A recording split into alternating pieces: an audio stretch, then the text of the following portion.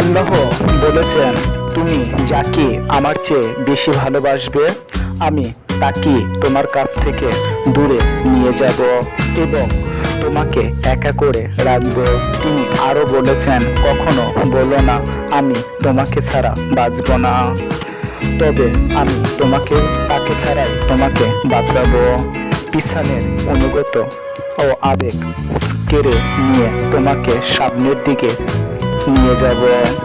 তুমি কি দেখো না, ঋতু বদলাতে থাকে, গাছের ছায়া দেয়, পাতা ঝরে পড়ে শুকিয়ে যায়, ধৈর্য হারিয়ে যায়, কিন্তু তোমার আল্লাহর ধৈর্যশীল ও পরম দয়ালু।